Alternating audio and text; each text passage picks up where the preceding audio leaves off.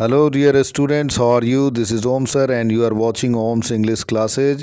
Students, आज class 12th के 5वें chapter ideas that have help mankind के इम्पॉर्टेंट ऑब्जेक्टिव्स जो कि आपके एनुअल एग्ज़ाम के लिए काफ़ी इम्पॉर्टेंट होने वाले हैं उसके सभी इम्पॉर्टेंट जो है वो क्वेश्चंस की सीरीज़ के साथ पुनः हाजिर हूँ।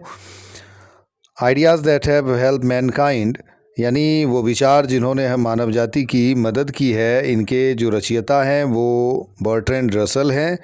वो एक ब्रिटिश ऑथर थे, फ़िलासफ़र थे, हिस्टोरियन थे, मैथमेटिशियन थे और पेसिफिस्ट भी थे और एक रैशनलिस्ट भी थे 20th सेंचुरी के। तो ये काफ़ी ज़्यादा वर्सेटाइल ऑथर थे। इनका जन्म जो है 1872 को हुआ था और 1970 में इनका डेथ हुआ था। इनकी नेशनलिटी ब्रिटिश थी और ये विनर ऑफ नोबेल प्राइज़ भी थे। 1950 में इनको साहित्य का नोबेल पुरस्कार भी मिला था। तो ये था इनका परिचय। वीडियो शुरू करने से पहले आप लोगों से गुजारिश है कि वीडियो को अधिक से अधिक लाइक और शेयर करें और जो नए व्यूवर्स हैं वो चैनल को सब्सक्राइब करें ताकि आगे आने वाली वीडियोस की नोटिफिकेशन आपको मिलती रहे। तो चलिए शुरू करते हैं आज के इस सेशन की।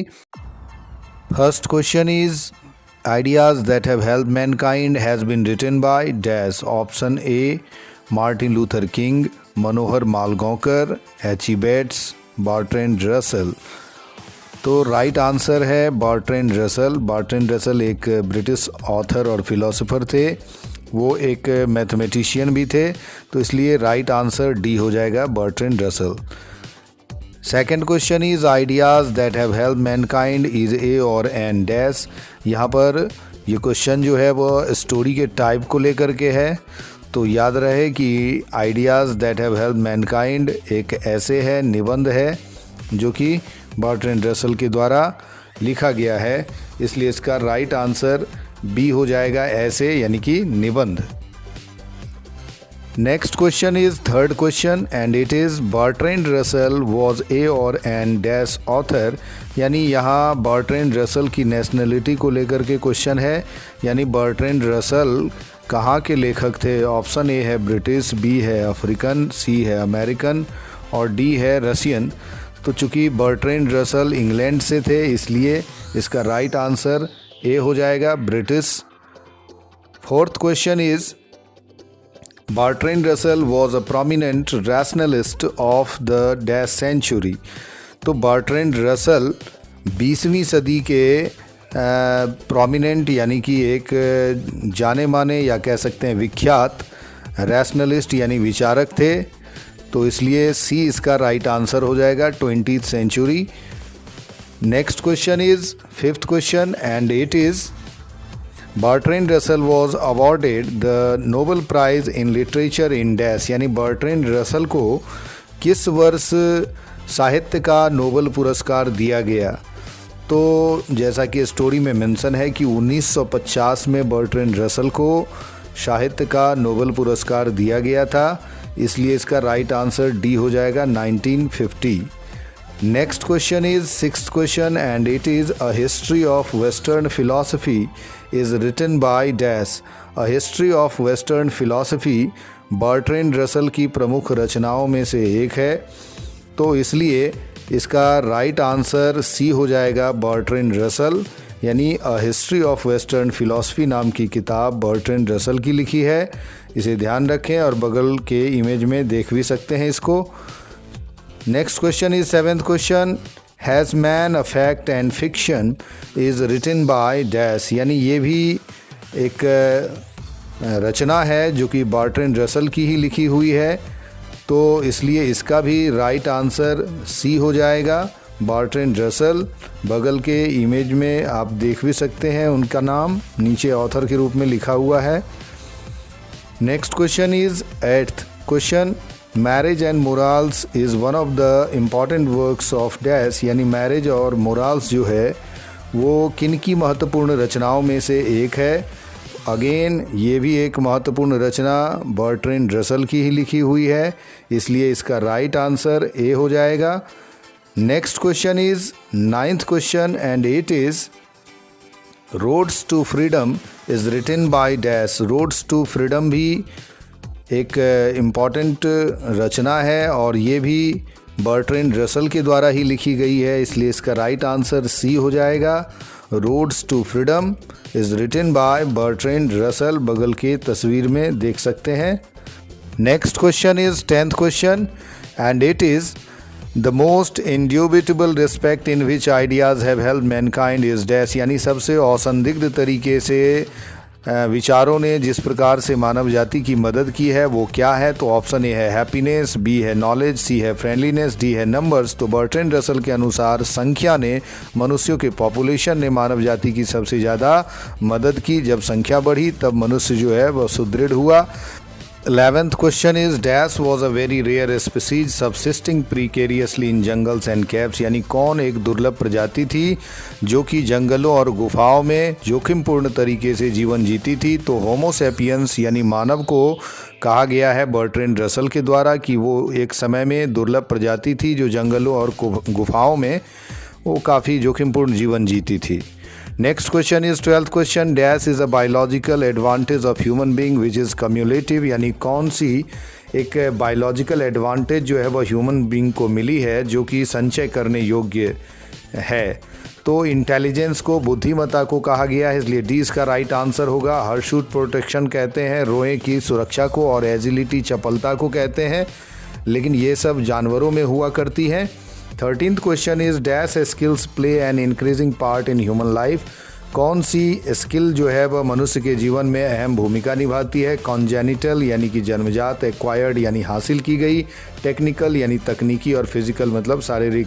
तो बर्ट्रैंड रसल ने कहा है कि एक्वायर्ड यानी कि बी इसका राइट आंसर होगा। एक्वायर्ड स्किल जो है हमारे जीवन में अहम भूमिका निभाती है, यानी जो स्किल हम हासिल करते हैं यहाँ धरती पर आकर। 14th question is dash die of hunger in large numbers during winter, तो चैप्टर में कहा गया है कि पक्षी जो है वह लार्ज नंबर में यानी भारी संख्या में जाड़े के दौरान भूख से मरते हैं। ये इसका राइट आंसर हो जाएगा। Next question is 15th question and it is according to Russell dash averts physical disasters, यानी रसल के अनुसार फिजिकल डिजास्टर्स यानी जो भौतिक आपदाएं हैं उसको कौन जो है वह टालती है। तो फोरथाउट्स यानी हमारा जो कह सकते हैं फोरथाउट है, यानी कि हम जो भविष्यवाणी कर लेते हैं, पहले से सोच लेते हैं, उनसे हम फिजिकल डिजास्टर से बचे रहते हैं, यानी वो इसे टालते हैं। 16th question is music, poetry, football, science and alcohol afford no pleasure to dash, यानी संगीत, काव्य रचना, खेल, विज्ञान और शराब ये किनको प्लेजर नहीं दे सकते। तो वो है एनिमल्स। मनुष्य इन सब चीज़ों का लाभ उठाता है, लेकिन जानवरों को इन सब चीज़ों से कोई फ़र्क नहीं पड़ता। Next question is 17th question our dash has enabled us to get a much greater variety of enjoyment, यानी हमारी किस चीज़ ने हमें अधिक ज़्यादा एन्जॉयमेंट यानी मनोरंजन को का लुत्फ़ उठाने के काबिल हमको बनाया है। तो वो है इंटेलिजेंस। बुद्धिमत्ता के चलते ही हम खेल या साइंस या फिर किसी भी प्रकार के रिक्रिएशन का लुत्फ़ उठा पाते हैं जिनसे जानवर महरूम होते हैं। 18th question is according to Bertrand Russell dash make the glory of man, तो बर्ट्रैंड रसल के अनुसार जो है वो मनुष्य की इंटेलिजेंस से उसकी गरिमा है, इसलिए सी इसका राइट आंसर होगा। ना तो पॉपुलैरिटी, ना ही ऑनेस्टी और ना ही इनकम इसका राइट आंसर है। सी इसका राइट आंसर है, इंटेलिजेंस। बुद्धिमत्ता से मनुष्य की गरिमा है।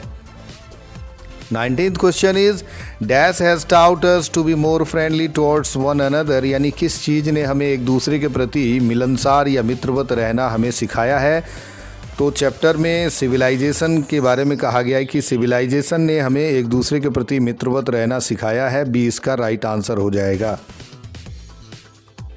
Next question is 20th question and it is within the herd we are more dash to each other, यानी हर्ड के भीतर यानी समुदाय के भीतर या समूह के भीतर हम एक दूसरे के प्रति क्या होते हैं। तो समूह के भीतर हम एक दूसरे के प्रति फ्रेंडली रहते हैं, यानी मित्रवत या मिलनसार वाला रवैया रहता है हम लोगों का, जैसा कि बर्ट्रैंड रसल कहते हैं। तो इसलिए बी इसका राइट आंसर है, friendly. Next question is 21st question. Our attitude towards those outside the herd is as dash as that of any animal.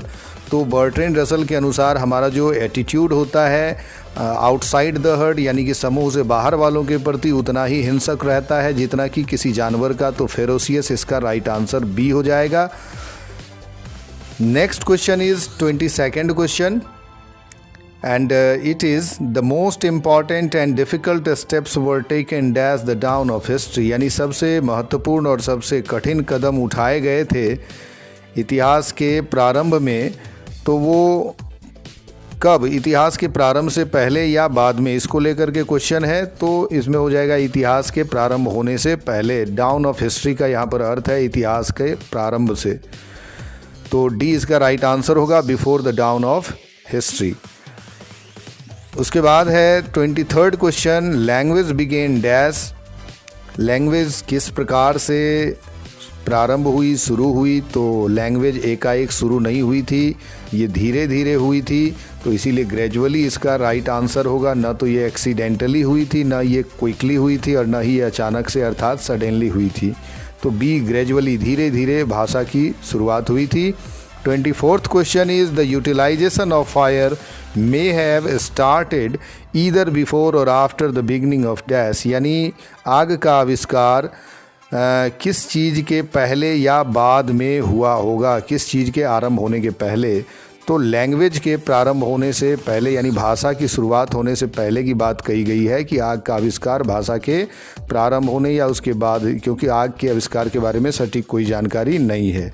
25th question is more important than the domestication of animals was the invention of dash यानी जो जानवरों को पालतू बनाने की जो क्रिया थी उससे भी ज़्यादा महत्वपूर्ण आविष्कार थी, वो कौन थी? तो एग्रीकल्चर अर्थात कृषि का आविष्कार जो है जानवरों को पालतू बनाने से भी ज़्यादा महत्वपूर्ण था।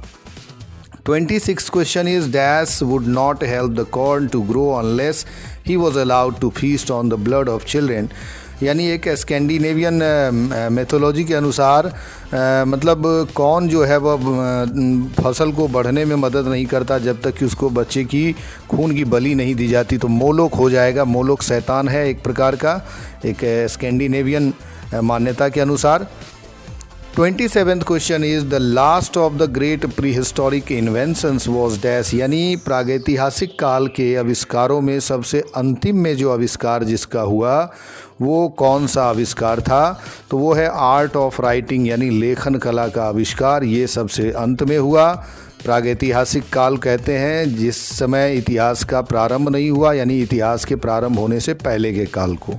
28th question is our earliest form of writing was dash यानी हमारा जो प्राचीनतम प्रारूप या स्वरूप था लिखने का वो क्या था? तो वो पिक्टोरियल था। चित्र के माध्यम से हम लोग अपनी भावनाओं को प्रदर्शित करते थे, इसलिए अल्फ़ाबेटिकल, शॉर्ट हैंड या क्लियर इसके राइट आंसर नहीं है, पिक्टोरियल इसके राइट आंसर है।